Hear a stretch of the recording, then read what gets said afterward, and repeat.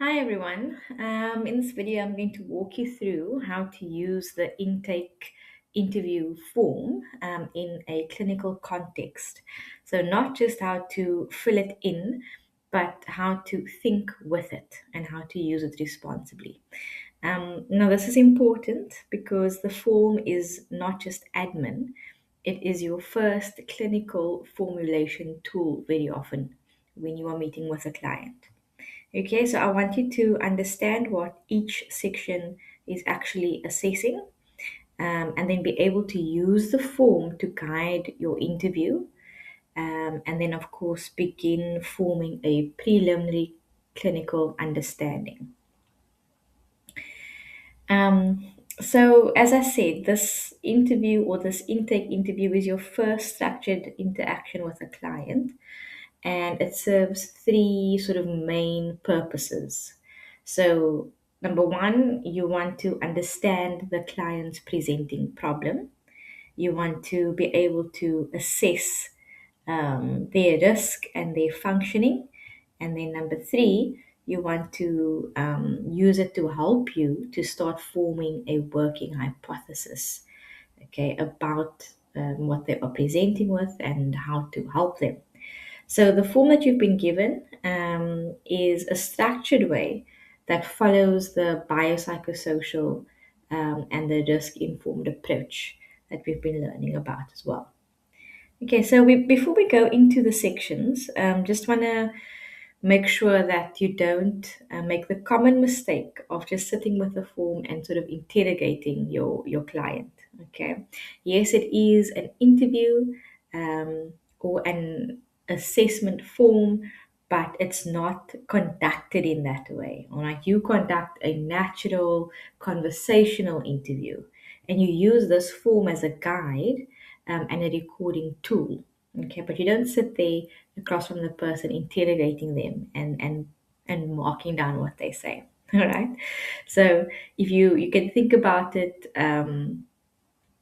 as the client telling you a story, and you are then mapping their story onto this form, very much like you would do with a genogram. Okay.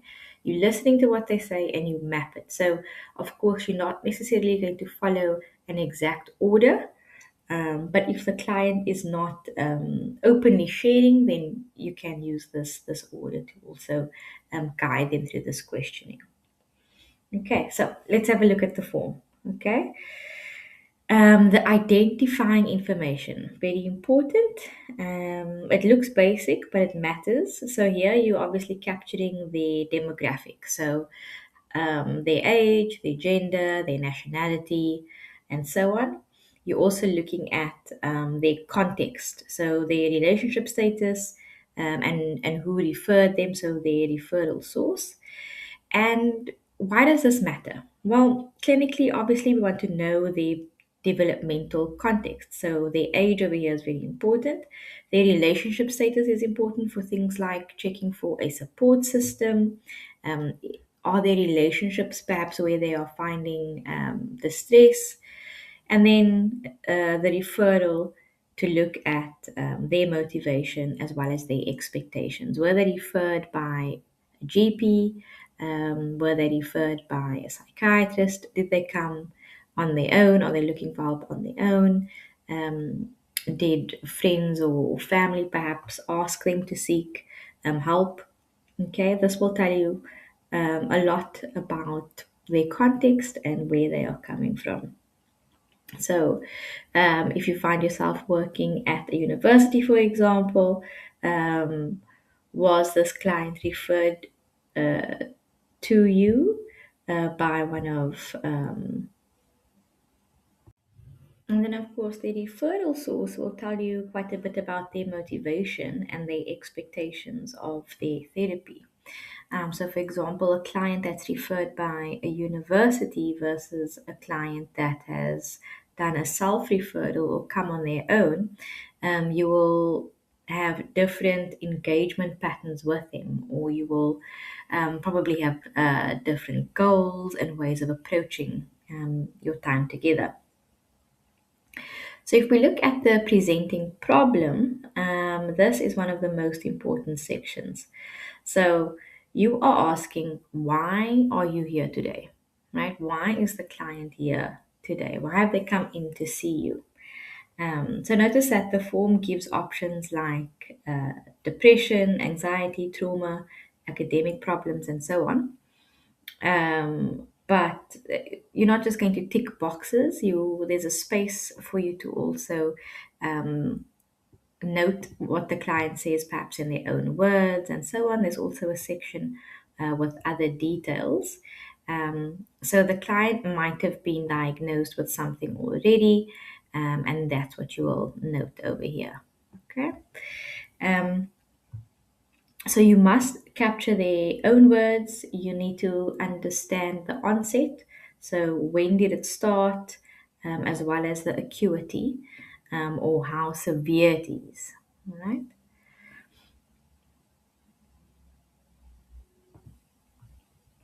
Is there little or no functional impairment? Is there mild impairment?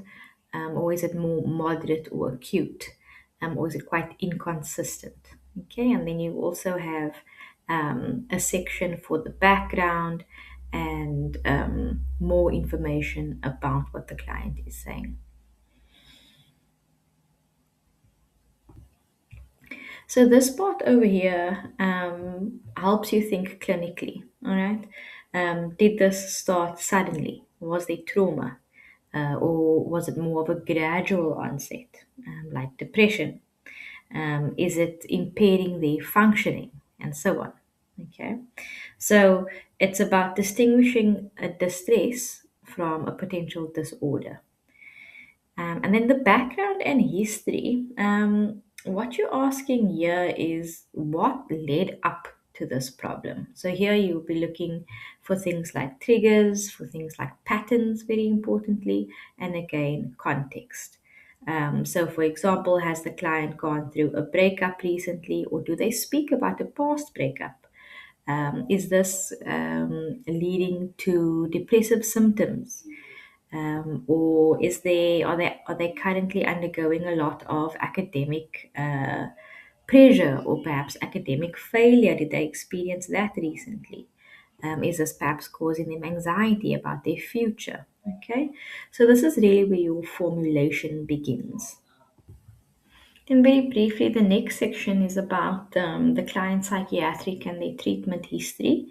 So it includes medication, any previous therapy, any hospitalization, as well as their family psychiatric history.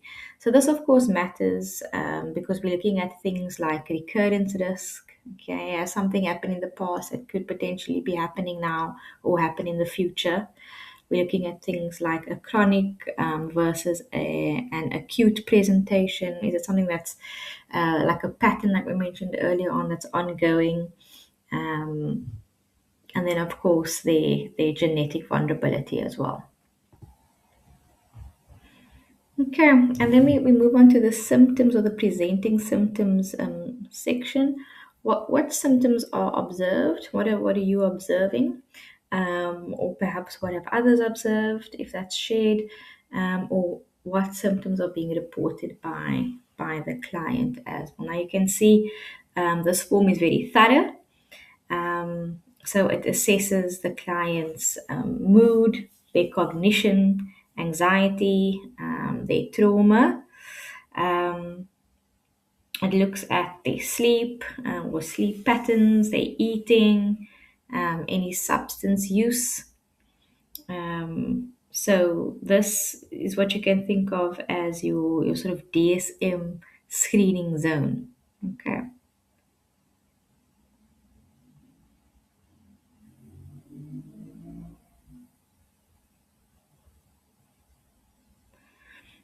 And where you see SX, that is referring to symptoms. Okay. So anxiety related symptoms.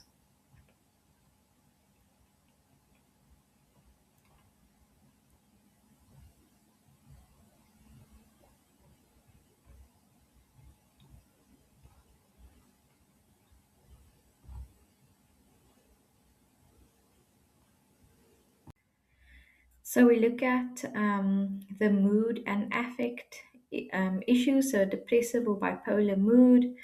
Um, so here you are identifying depression versus mania. You're looking at their energy levels and their levels of motivation.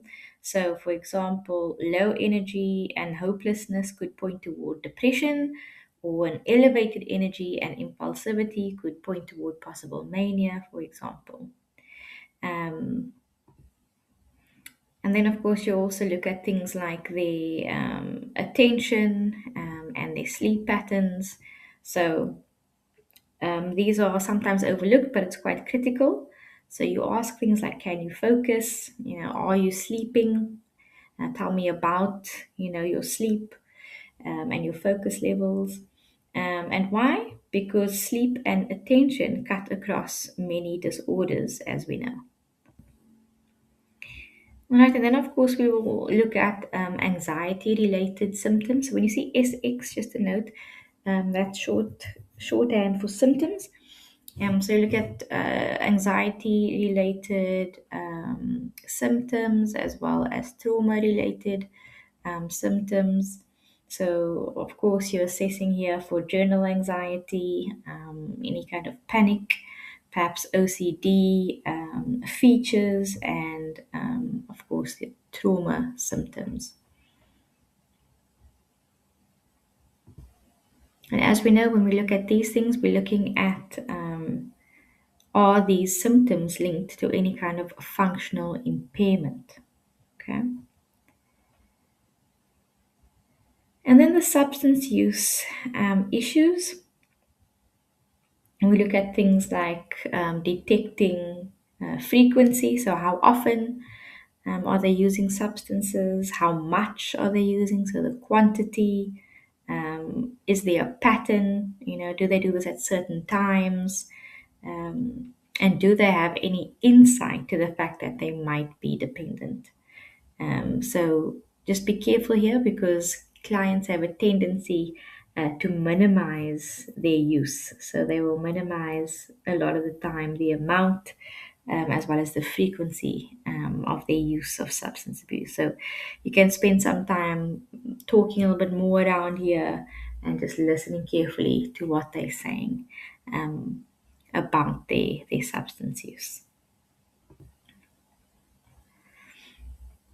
All right, and you'll always have space to add additional notes. So note any sort of additional symptoms or symptoms detailed or details that you haven't been able to elaborate on. There's space for you to do so over there.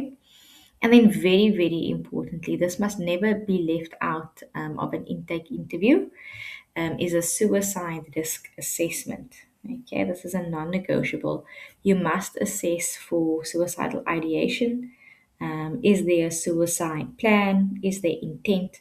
And do they have the means to harm themselves? Okay, so if a client says yes to suicidal thoughts, you will need to go deeper and unpack that more with them.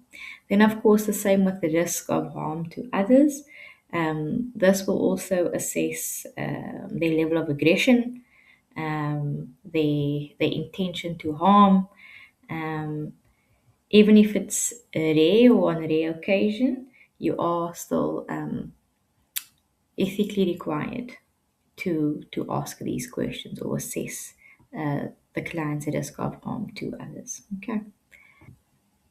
And then, of course, we know no diagnosis exists outside of context. So, over here, you are looking to understand their sort of social history. So, you're looking at their upbringing, their relationships, and their support systems again, and just unpacking it a bit more.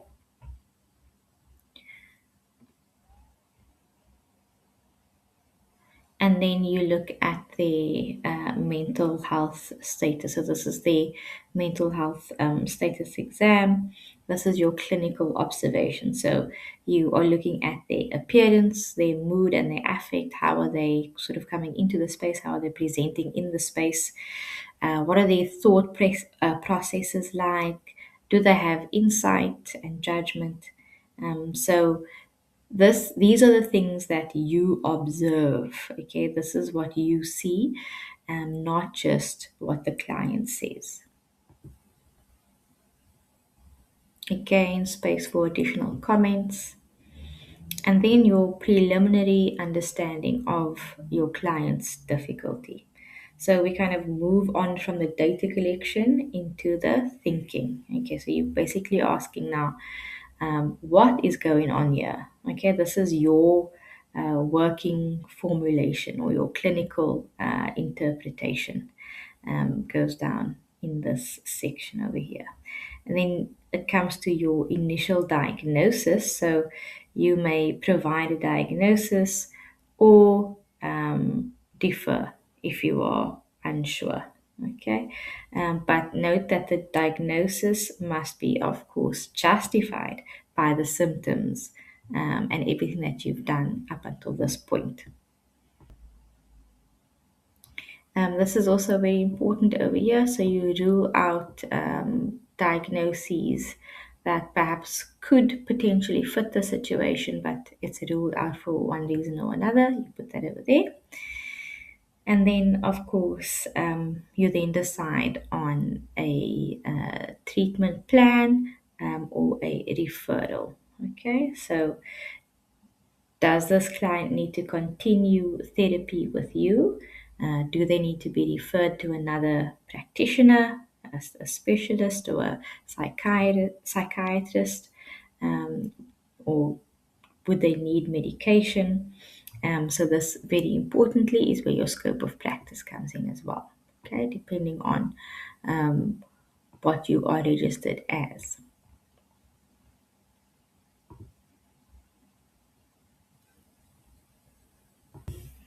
Okay, so just as we end, to summarize, this intake form is not just about paperwork, it's not just about noting things down about your client, but it is a clinical thinking framework. So, if you use it properly, it really helps you to gather meaningful data and information. It helps you assess risk. Helps you begin the formulation and helps you plan the intervention. So the goal here is not to get the form done and completed. Okay, your goal is to understand your client, is to understand the person in front of you.